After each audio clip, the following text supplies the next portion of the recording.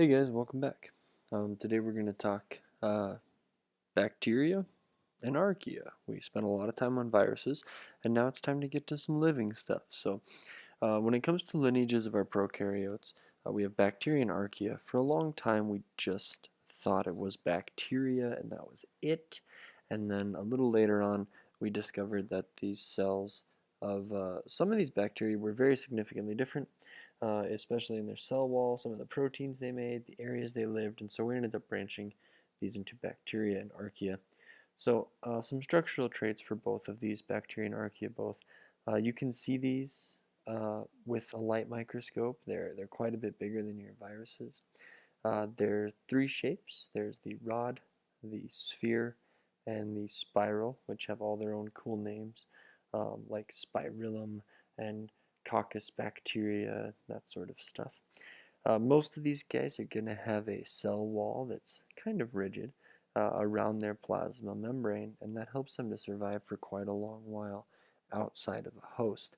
I mentioned that if you sneeze a virus onto a tabletop in the school, it might very well be dead in just a few hours. But if you sneeze a bacterium onto the table, that could hang out for a day, couple days, some of them maybe a week. They can last a really long time. And so bacteria, they have the cell membrane, they have the cell wall, then some of them have a slime layer that we often call a capsule, around the cell wall. And so these guys can be really very well protected and can survive for a very long time in all sorts of different environments. And so here's your simple little prokaryote. There's some DNA, but there's really not much in the way of a nucleus. There's no nucleus. There's no endoplasmic reticulum. There's no Golgi body. There's no chloroplast. There's none of that cool, membrane-bound organelle stuff. A lot of them will have some ribosomes. I would say probably all of them have some ribosomes. That's about it. So here's your cytoplasm. It's got some little ribosomes cruising around. There's a plasma membrane, probably just plasma membrane. I imagine that's a typo. Outside of the plasma membrane, there's the cell wall. Outside of the cell wall, there's the capsule. And then the capsule is the outermost boundary. Some of them will have a flagellum. Some of them might have two or three, we call those flagella. And then they might have a pilus or pili sticking out all over the bacterium. And so here we have the rod-shaped. Bacillus is what you call a bacterium that's rod-shaped. We have spirillum, which means it's a spiral or corkscrew shape. And then we have coccus, which is spherical shaped bacterium.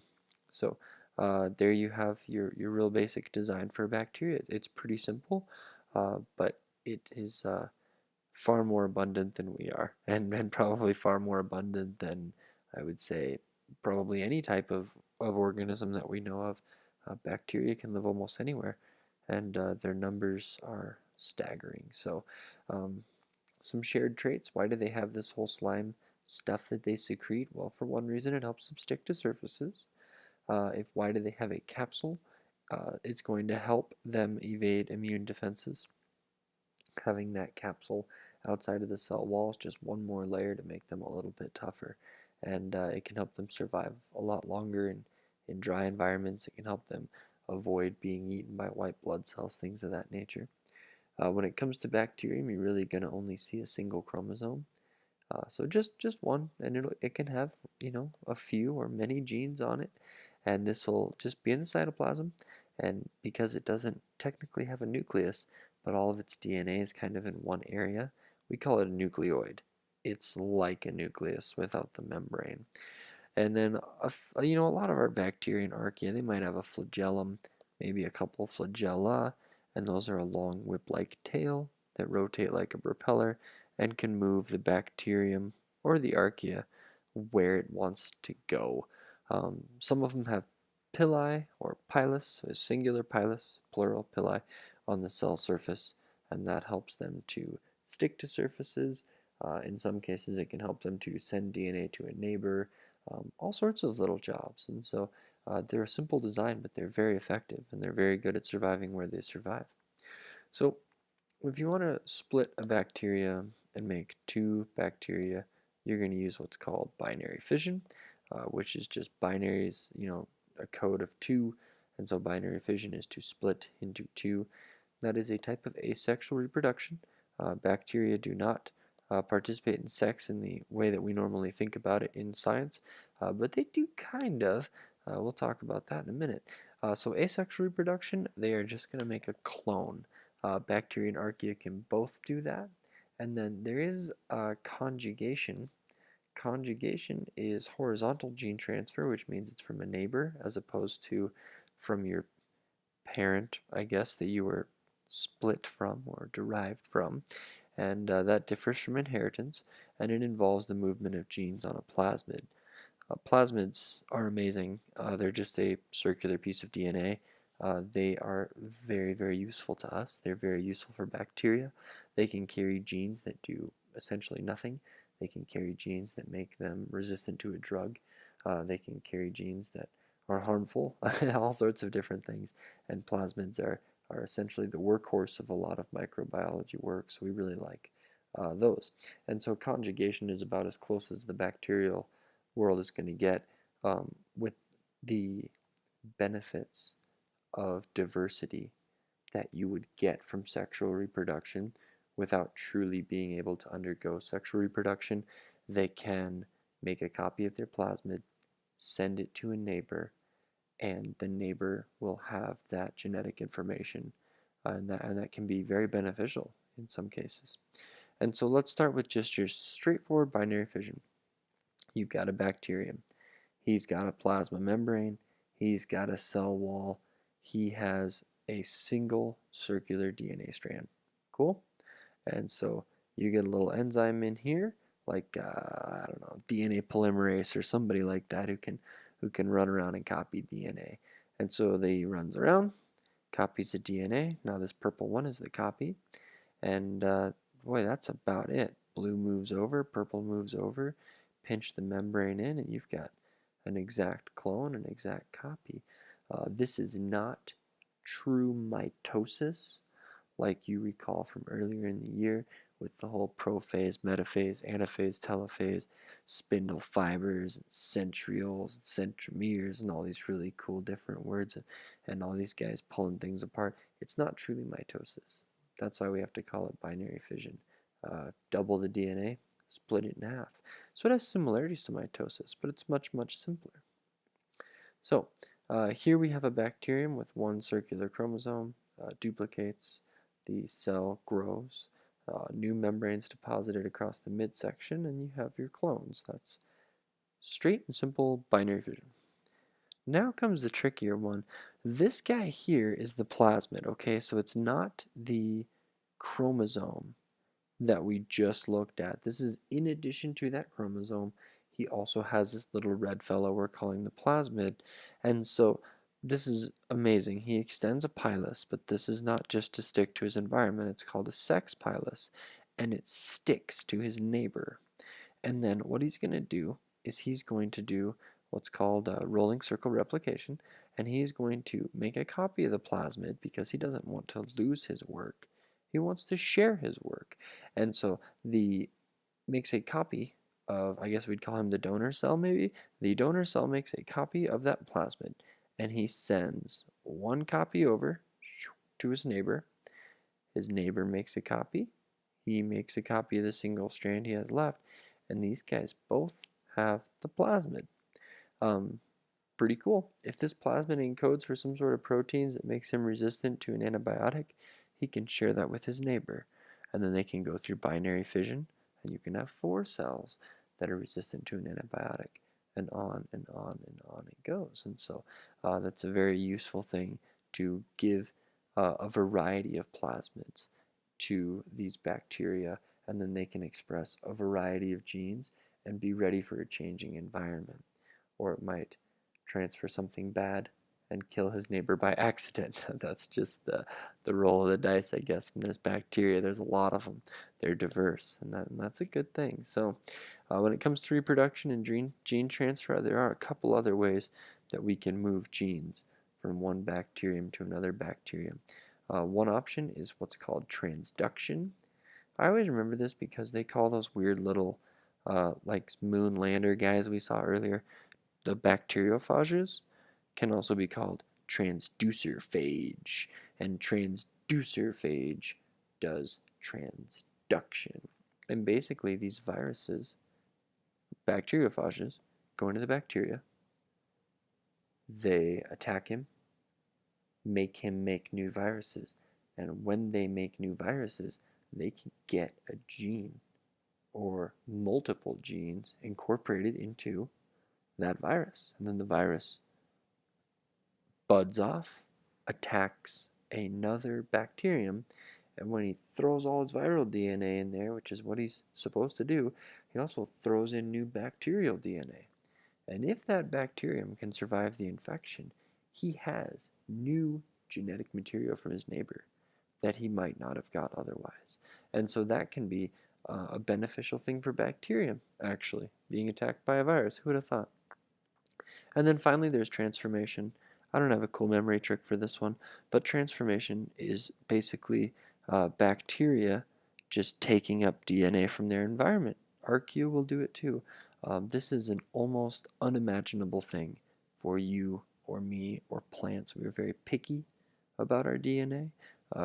We take a lot of care to maintain our DNA as our DNA. And so the idea of just picking up DNA literally from your environment, it's sort of like your mother should be there to say, put that down, you don't know where that's been. And just pulling it right into yourself and making it part of the very center of you and hoping that all works out well for you is a pretty bold move, but bacteria do it. It's just insane. It's a gross thing. Like you don't just pick up information that you don't know where it's been and make it part of you. That could kill you, but bacteria do it. And some of them it's not good, and some of them it's good. So you just bacteria they are risk takers. I guess that's what you get when you don't have a brain. You take serious risks. So why are these guys so successful? From an evolutionary perspective, we would have to assume that bacteria and archaea were some of the first critters around, and those things are still here, and they are here in abundance. The number of bacteria on Earth is, I don't know if is a good, we think, we suppose, 500 million trillion trillion, uh, a lot. I don't know if that number is correct. It's certainly very large. Um, they're successful. They're very successful, and they're successful for one because they can eat almost anything, anywhere. There's some sort of bacterium that can eat it. And here you've got this really cool chart where we break down into basically, I guess if you will, an x-axis and a y-axis maybe. The y-axis is the carbon source. The x-axis is the energy source. And so the energy source can be light or it can be chemicals. And the carbon source can be inorganic sources, not based on carbon, or organic sources. We're talking alcohols, lipids, sugars, that kind of stuff. And so we have photoautotrophs. Photo is light, auto is a self-feeder. Bacteria, archaea, photosynthetic protists, and plants. And these guys are going to get their energy from the light, and they're going to get their carbon source from CO2, and they can make energy. Now down here, this is really cool. Photoheterotrophs, so they use light energy, but they eat something else. And so the energy source still comes from light, some of these bacteria, but what they're going to digest is going to be organic sources like glucose or something along those lines. That's where they're going to get their carbon from. Here we have the chemoautotrophs, which can live in some really tough environments. They're going to get their energy from chemicals. No light, it can be completely dark.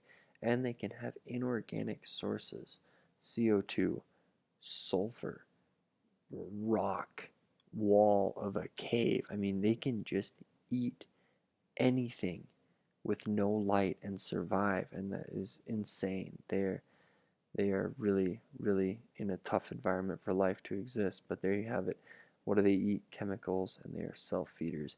And then we have the chemoheterotrophs, which eat something else. That's the organic source, but their source of energy is chemicals. And so we have bacteria, archaea, fungi, animals, non-photosynthetic protists. So bacteria fall in every one of those categories.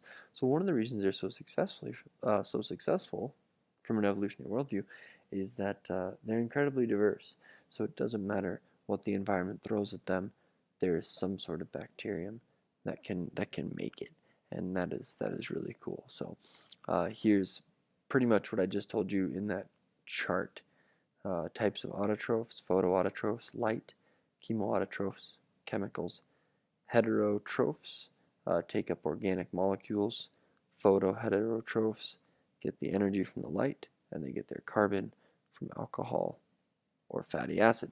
Chemoheterotrophs need the energy and the carbon by breaking down carbs, lipids, and proteins. So they're basically eating something else, and these are primarily our pathogenic bacteria.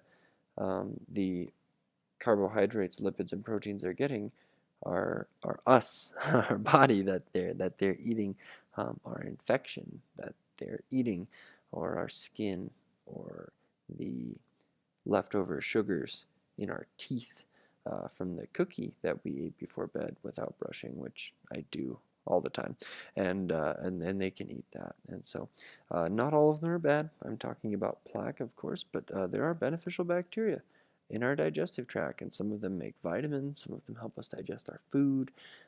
They maintain these little ecological niches that are in our gut that could be colonized by bacteria that are much more harmful.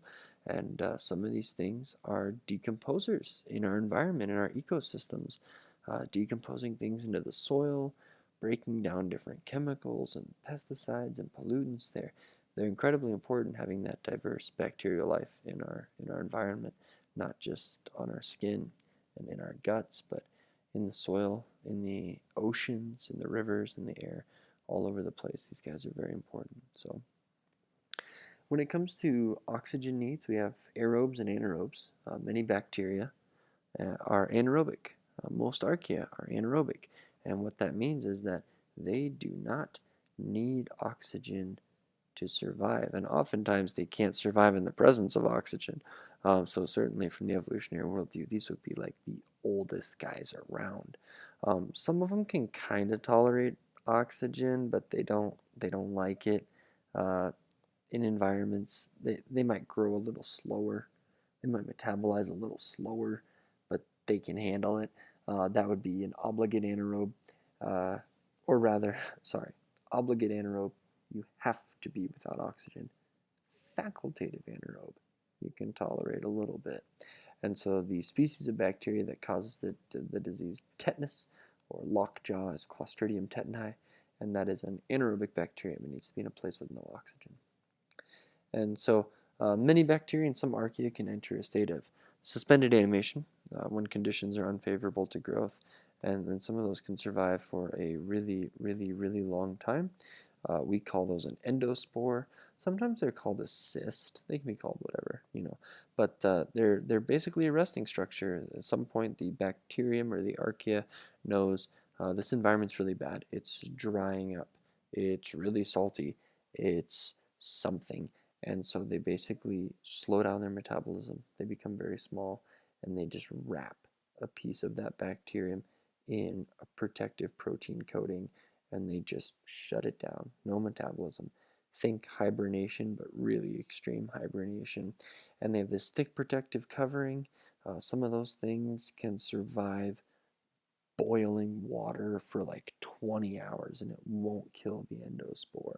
And it just chills for as long as need be. And when the environment gets better, it will germinate, if you will, since we're using the word spore, into a living, metabolically active, capable of reproducing bacterium. And boom, we're going again with the life of a bacterium. So here's the core. There's some DNA in there. There's some ribosomes in there. It's the important stuff.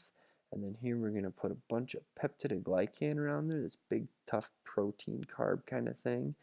And then we're going to add more protein coat, and then this thing's just tough as tough can be. So we're going to go ahead and shut it down there. We'll come back next time and talk about species diversity and wrap the chapter up, but I think that's covering enough ground for now. So thanks for your time.